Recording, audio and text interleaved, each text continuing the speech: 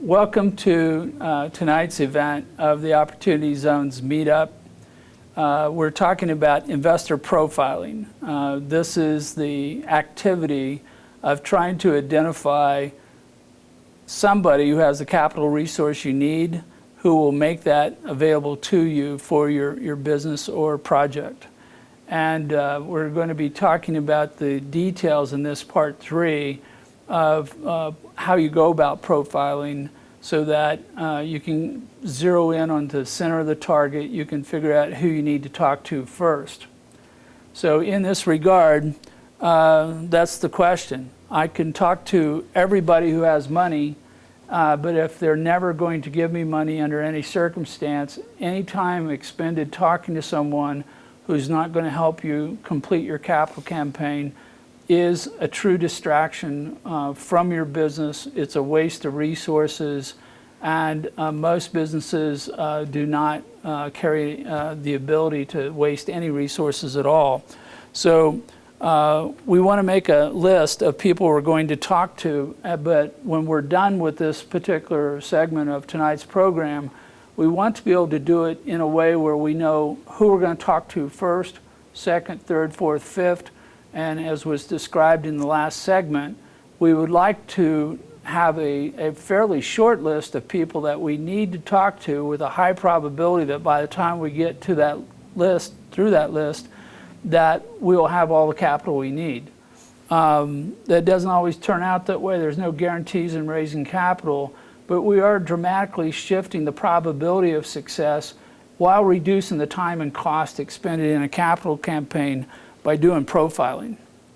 So as we go through this, one of the things we look for are people who stand to benefit from the success of your project, your business, without ever having made an investment. If you think about it, if you go to a bank or an angel investor, they are going to benefit if your business benefits, but they are not going to benefit if they don't make an investment. So going into the conversation, they're at neutral or worse in their motivation to give you any capital. You're trying to overcome their resistance to giving you capital. You're trying to compete with every other source of capital. And but if they don't make an investment and your business fails, they're not out any money. Now, that sounds pretty good from an angel standpoint, but it actually gets worse from a banking standpoint. Because if the bank takes collateral in order to give you a loan on your particular project, and that collateral has high enough value that if you default on the loan and the bank gets fully repaid the amount of the money, they can actually make money while you're losing money. So again, when you're talking to a banker and they're saying, yeah, we really want to make you a loan, you're happy to see their enthusiasm to support you, but you also have to understand that they are not tied to the success of your business because they're in a zero risk situation. They're going to make money no matter whether you succeed or fail. It's only a matter of how much money they're going to make and how much effort or cost might be associated with that. So in a stakeholder analysis, what we try to do is identify all the different people who would benefit from the success of your business. And under this chart, the seeker of capital here is the person who's looking to raise money. This middle line represents the supply chain. So these are suppliers, vendors who will sell things to this particular business. This business may resell them to someone else who ultimately sells them to a true customer. And in this profile, every one of these people benefit, but the benefit from, or in the form of success from this business will change. So the supplier is going, yeah, if they succeed, I'm going to sell them more product. I'm going to sell them more things, which contributes to their primary mission. And it's very easy to get in alignment with a supplier about who should do this. Resellers have to take the product and resell it. If they can't resell it, then they can't be successful. But if they're looking for the product that you're producing, the service you're producing, they can resell it, then they want that to be you, and they want to help you succeed. We get to the true customer, the person who's going to benefit from the product or service. They're the ones who actually realize whatever it is you're bringing to market. We wrap around that super customers, people who are buying in bulk for the benefit of true customers. So if you've ever gone to a high school cafeteria, the school system bought all the lunches. You didn't get to pick the food, you didn't pick the vendor. They're preparing the food and selling it to you. So in that case, they're a super customer for the benefit of all the students, but the students are the ones who actually will consume the food. We've got networks associated with those, but then other people are like the team. This is the people who work for the business. This is the board of directors, board of advisors, any staff. It can include contractors, or they may be included over here, or contractors may be over here under service providers. But this core right here are the people who stand to gain the most from the success of a business, and every one of them should be a part of your capital team when you're out raising money. If you have an accountant who's not telling people he knows with money that you're looking for resources, that relationship isn't doing everything that it could and should be doing. We come over to social causes. If you're dealing with conservation or alternative power generation, you'll have all the environmental social causes who want you to succeed because you are fulfilling their mission. If you're talking to the local community where your existence within the community is creating jobs, paying for the taxes for the fireman and the police department, the local schools and so forth, then they want you to succeed because those taxes will benefit the community. And so they're going to want to help you. Then we have allies, people who are selling to the same customers, competitors where you're starting a new industry and they're looking to do something. You may adopt a charity where the patrons of the charity are associated with the success of the business, and it goes on and on and on. The very early analysis is they stand to benefit without making an investment. Now, some people will benefit more, and that goes into the ranking that we'll talk about a little bit more in a moment. But we're going through this analysis because if you're looking for a tractor and the supplier has a tractor, this might be the best place to get that tractor rather than going out and raising money from an investor and then coming back and buying a tractor at full price or market price or something else. Then in the next part, this is another way of looking at it. These are all the people who are going to participate in the actual operation of the business. Most of these are external to the business in that what we're talking about is in this case, the Colorado Center for Innovation and Community Capital, they're providing services to Colorado small businesses. So these are all customers. Now, right now, almost every small business that we talk to who's trying to raise money is looking for help. And if that can be provided, then they need help in raising capital. That's their motivation. If it's an economic development program which seeks to improve the quality of life in a local community, whether that community is national, state, local, regional, then this is of interest. And then we have chambers of commerce, federal, state, and local programs where they're going, yes, we want more jobs, we want a higher quality of life, we may need a new industry in town. There's a reason why they should be helping this particular company move forward. We get to all the service providers, suppliers, as I talked about, which can sell services to the company, which makes more money for them. We have complementary sources of capital. These are allies. So these may be something where they're raising money for a small business, and this is the source of capital that small business needs to raise, which could be angels, private lenders, microloan programs. There's a bunch of things that fall in that category. At the end of the day, Opportunity Zones is actually a social cause. It is an impact investment-oriented thing, despite what everybody's talking about in ROI. But the goal is to improve local communities that are distressed, that are behind the average community, and therefore improve everything that goes there. So any organization who is community-oriented is going to want to know about Opportunity Zones and want to help out. They may or may not have capital, but they might. They might take the form of a foundation that is supporting local housing, workforce housing, and that gives them a reason to participate. Then we have classical investors. There's nothing wrong with classical investors as long as we're matching up in terms of rates of return, time of duration of the investment, things along that line. But these are the reason why, as I talked about earlier, we're trying to create some upgrades that both increase ROI and decrease the risk associated so that opportunity zone investments may more aggressively compete with other things that these investors would look at. So in this case, this is a capital source may include anybody who is interacting with and participating in what this particular business is going to do. And because of that, there's a reason for discussion. There's a reason to help out. If they can't help out directly, they may give you a referral. If they can help you directly, it doesn't have to be in cash. We can look at any form of capital, people, equipment, facilities, land, intellectual property, social networks. All these help to get the business moving and growing, and they may come from all these different sources. So that brings us to motivation. This is where we start separating those who care more from those who care less. My favorite phrase on this is, I'm looking for someone who loves me more than I love myself. And another way of looking at it is that whoever you're talking to is a capital source. They have their own mission. They're there for a purpose. If they're an angel, they're trying to put their money to work to make them more money. If they are an economic development agency, they're there to improve the quality of life in their neighborhood. They all have their own reason for why they exist and what their mission is.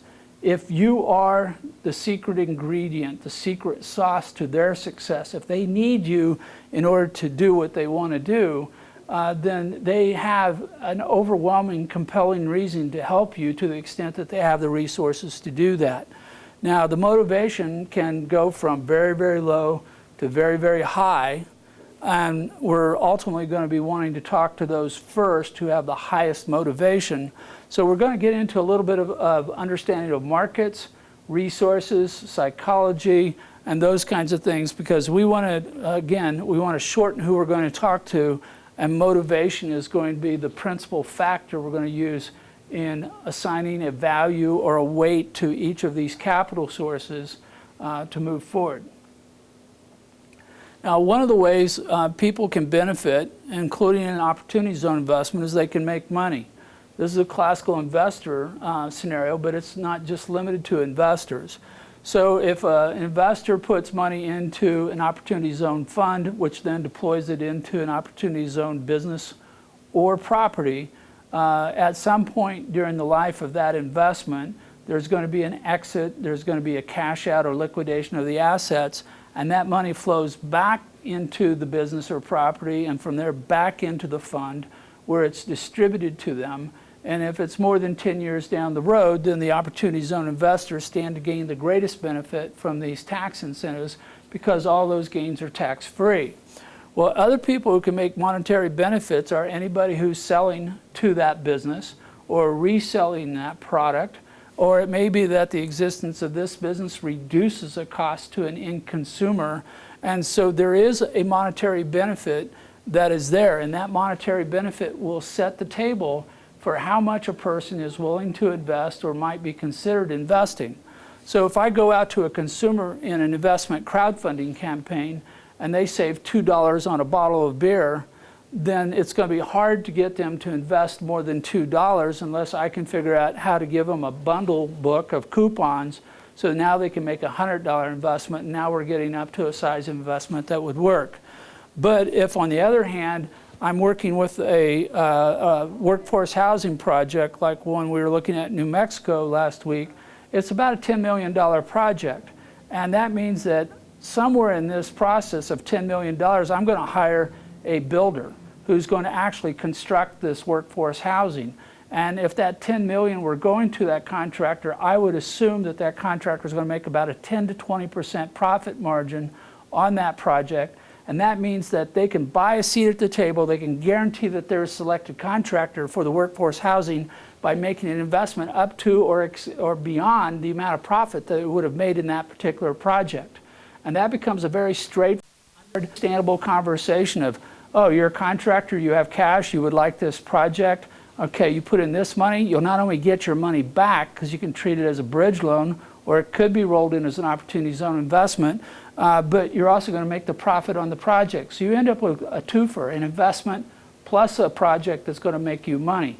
Those are the easiest ones to communicate and because it's all out front, it's all very obvious to them about why they're going to benefit and how they get involved. But it doesn't have to be money. Again, it could be a supply of equipment, of people, other things that might make your project work, and it all helps. Now, from a city standpoint or an economic development standpoint, one of the things they can do is they could start waiving fees. I don't have a hookup fee. I don't have to do filing permits. I don't have to pay property taxes for a period of time, which is like a TIF or other types of things. And again, it's a direct monetary benefit to the project that's being made by someone, but it's not taking the form of a classical investment. Another benefit are non-monetary. As I mentioned, social causes, impact investing. This is typically a person who wants this project to succeed, but the greater benefit they get is from the non-monetary aspects, which is if I have a small rural community and they are struggling because they just closed the major industry or supplier of jobs in that community, and it becomes necessary for this community to set up a brand new industry from scratch, they are not concerned about ROI, they're concerned about jobs, and they're concerned about the loss of tax revenue and so forth. So they may do a bunch of things to support this. Or if I'm putting in a new microgrid, PV for power to a community, in that case, we may have environmentalists who are trying to reduce the consumption of fossil fuel and global warming by moving us into alternative energy, and they may invest in this project from either compassion or passion or some other thing that is not related to money.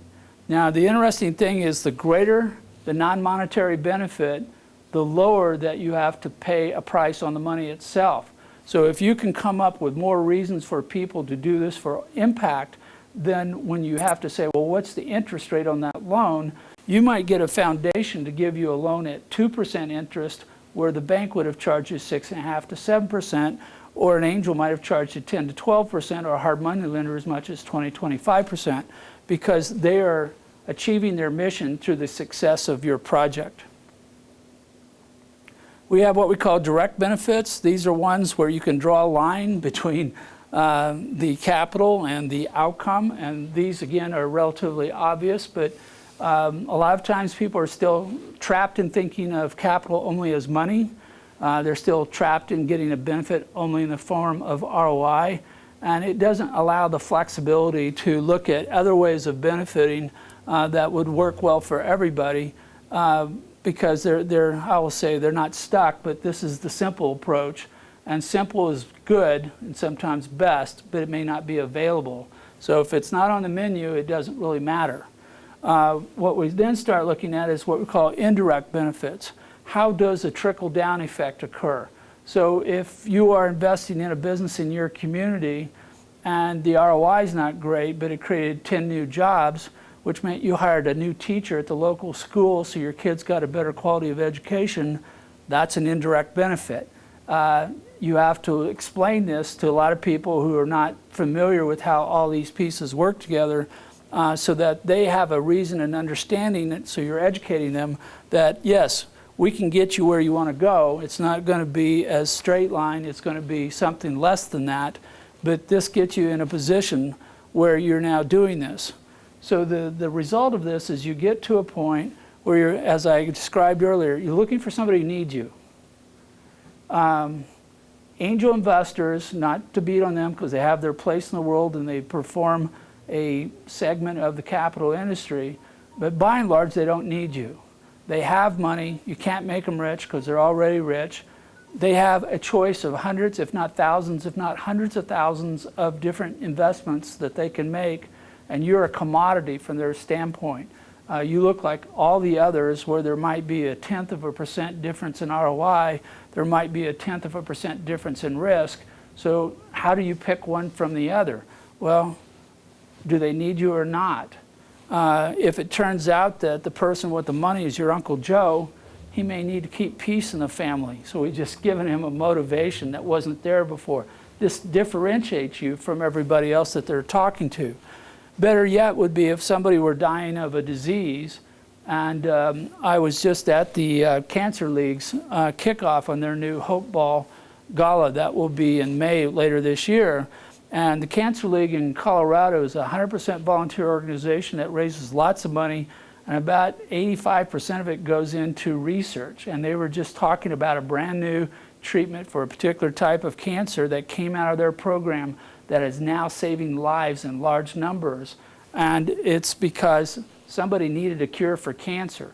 So if you want an extreme example, if someone's dying and you can help them by throwing them a rope or a new drug or some other form of help, then you have their full attention. They may or may not have the resources you need, but you understand where their motivation is at. And again, it's not hard to tell your story because it isn't that they don't care, they do care. It's more a matter about their capability. So with that, we then get to ranking. This is where we want to get to that top 20. We want to be able to get to our capital strategy, saying, well, I'm going to need a little bit of debt financing money, I may need a little bit of equity, I may need to use a building over here, I may need access to a database of people that fall in a consumer category. These are all the different assets I need to get to my milestone. And now that I know where I'm going and what I'm looking for, I want to talk to the person who's most likely to give me that particular resource. So what we have found in this is that this has become a bit of a challenge in Opportunity Zone funding for a variety of reasons. One is the timing of Opportunity Zone investments is set by the statute, that a person within 180 days of recognizing a capital gain has to move that money into an Opportunity Zone fund in order to start the process to get the tax incentives. If you wait 181 days, you're disqualified.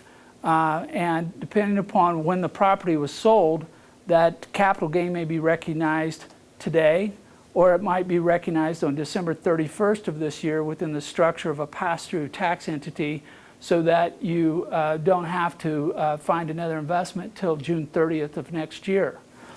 So the timing on this continues to be a problem for the people who are looking for money. They have an immediate need. They're trying to move through a standard timetable, but the money is coming in kind of chunks or clunks, or it's completely unrelated, meaning that it's whenever the sale occurred, and so that's been a problem. One of the other problems we've seen is what we call the fact that most capital gains are held by wealthy individuals, and they're of a size and scale that the wealthy individuals have engaged people to manage the money on their behalf. So you'll see a fund manager or a advisor, investment advisor, or somebody else who's talking to them about where and how to spend the money. And in some degree, there's going to be some aversion because of a 10-year life. It could be some aversion to making an investment because this is perceived as a risky investment.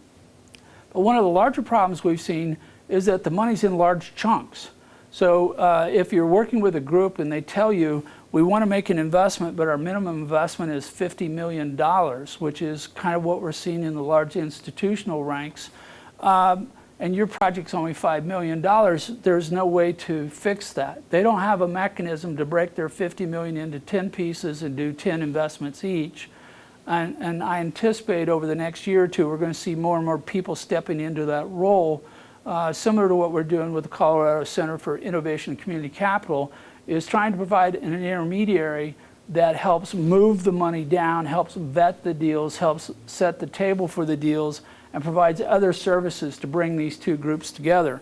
But what we're seeing, and we're talking right now in workforce housing, where they may not do a $5 million project. So we may set up a unit, Opportunity Zone fund or a business that does nothing but workforce housing and acts as a general partner. It then will put under contract enough projects that get to that $50 million threshold, so a single investment can come in, and then the vehicle for disbursement is actually just a property development company or a property management development company without requirement of yet another person being in the middle of this transaction. The other thing then again is that opportunity zone investors, like any other investors, nobody gave you a tattoo on your forehead that said I'm an opportunity zone investor. Nothing says that my blue ink means I'm going to invest in housing, as a green ink, I'm going to put it into a business. So we still have to go through filtering and everything, which is why this process that I've been talking about is intended to kind of give you a roadmap. Here's kind of people by group, by interest that may be interested. Then who are they? Do you already know them? Can you get an introduction to them? And we're going to continue to filter, filter, filter, so we get down to somebody who has an interest, has the capital, and is willing to make that capital available. And then we're just negotiating the terms of the deal. We're not into if maybe they make an investment. It's yes, they're going to make an investment if at all possible. It's not, there isn't something wrong with the deal, but we're talking to the right person, so we know we're going to get there. So ranking is very, very important because this will then set the parameters of your capital campaign plan. If my campaign plan says I need to talk to 2,000 people over the next 3 months, I'm going to be at every meetup, every conference, everything, trying to get the word out and trying to be visible with my message and communicating that. Whereas if I only need to talk to 20 people, I can pretty much set a meeting every other day without massively disrupting my business by being gone all the time and out raising capital. And I'm getting feedback because it's quite likely that if the person you're talking to is going to benefit from the success of your project, however it works, and they don't have capital, it's in their interest to introduce you to somebody who does have the capital you're looking for because it helps them. And they become a bridge then to the kind of capital that you're looking for. So ranking is very, very important because it shortens your time frame, allows you to allocate your necessary resources to make all the contacts you need to make and to work through your list in an orderly fashion. And that also will help dictate what kind of message you're delivering, what channel you need in order to deliver that.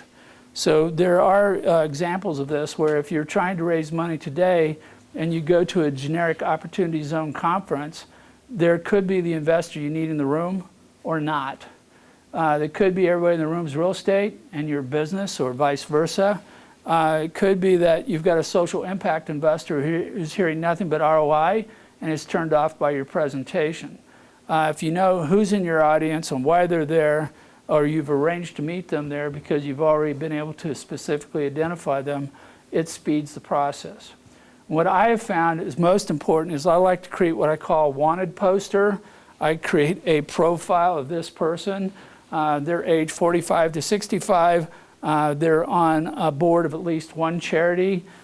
They've been active in their community, having held a public office or something along that line.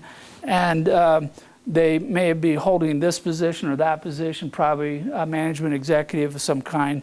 And you go, oh, okay, now I'm zeroing in, zeroing in, zeroing in. And as much as it's easier for me to pick that person out of an audience, I can put this on paper and put it out to my network or to my team's network. And we're all carrying the same wanted post around going, is this him? Is this her? Is this the person who can give me the capital I need? And you're able to communicate it effectively to people instead of saying, I need money. Because that statement by itself not only doesn't communicate well, but it often gets people to turn around and run out of the room because they don't want to talk to you anymore. Whereas this approach is thoughtful. You can explain why you want to talk to them, why it's to the benefit of the person you're trying to reach, and people will help move you along the path. So that brings us to the end of part 3 in tonight's program. We have another section in the program that deals with resources. That brings us to the end of part 4. I am going to walk through tonight. I don't do this every event. Some of the resources that are available. We've added a number of new sources to the list that I want to bring to your attention. And these are other groups, other organizations, other individuals who are doing good things within the Opportunity Zone, are considered a source of knowledge and something that you may want to pay attention to. You'll be getting the slide deck tomorrow morning, so you don't have to worry about rapidly writing down everything I say or talk about. But the state of Colorado is continuing to be a major advocate for opportunity zones, and they are going to be putting on a conference October 1st. They're putting together the program now, and we'll see how that goes. But they've come out with some new programs. For those of you who are service providers, they are creating a directory now of all the service providers in the state who are supporting opportunity zones. Just came out this week. And there are some new micro programs to help them, which I'm still trying to, are going to be announced next week, I guess, or in 2 weeks. So that's a grant up to $2,000? Yeah. What is that? I don't know. I asked the question, and I have not been able to get a total answer to that yet. Then we have Ross, who's here tonight, who has created his own mapping of opportunity zones within the state of Colorado, and has additional data beyond what's currently available at the state, which give you a better idea maybe about the community where the opportunity zone is located. So Ross is continuing to help us all out there.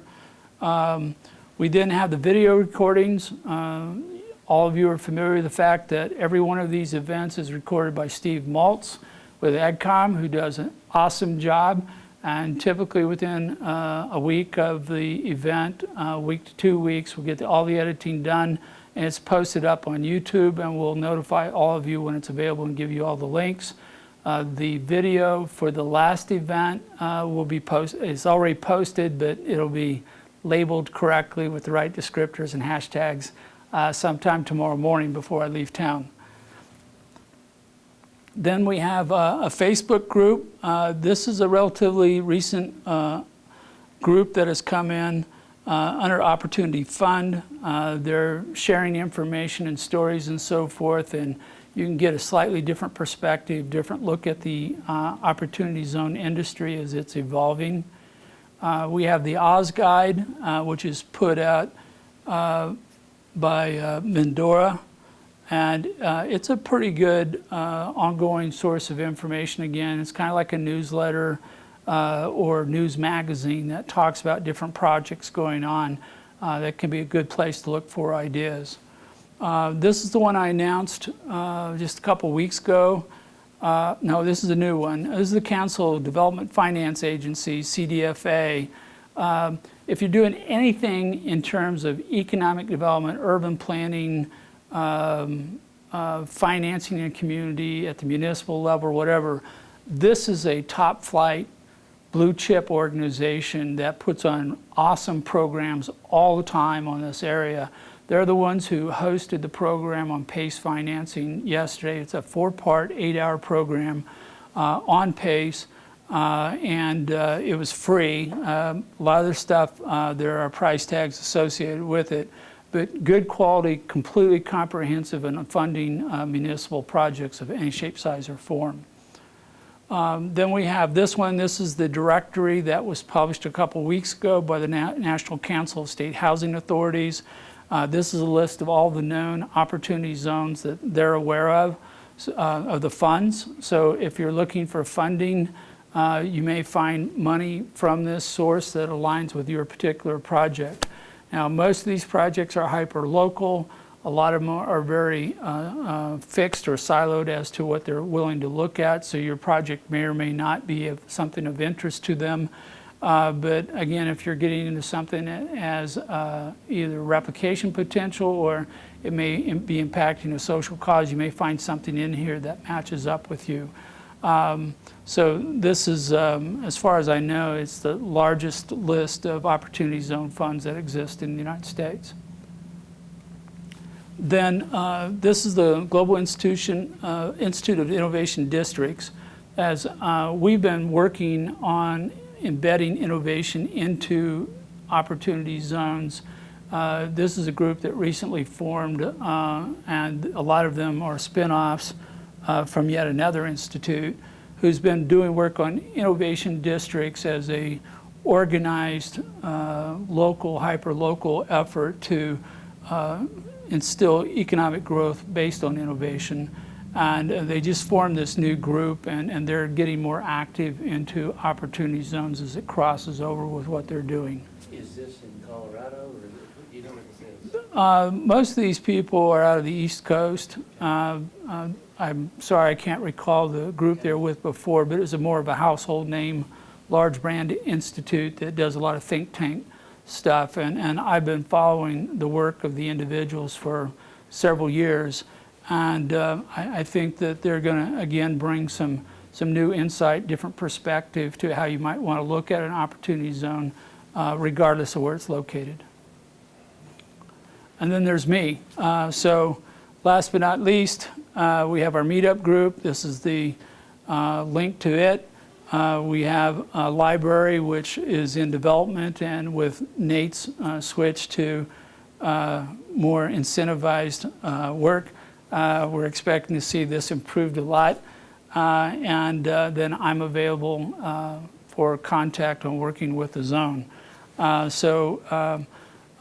Right now, there are lots of things going on. The knowledge base is increasing. The growth in opportunity zones is geometrically going up. It's looking more and more like a hockey stick all the time. And as more people become familiar and the communities get involved, more businesses jump into this, I don't see this thing slowing down for the next 2 to 3 years because the incentives are still on the back end and they're still there for the having. Available to people who are interested in opportunity zones. It will be in the slide deck and also in the video, but I'm not going to walk through it in tonight's program. I'm going to turn everybody loose. So any questions at this time? Okay, well, thank you all for coming tonight, and we'll see you in a couple weeks. I'm not sure what the topic is. I'll have to go look. And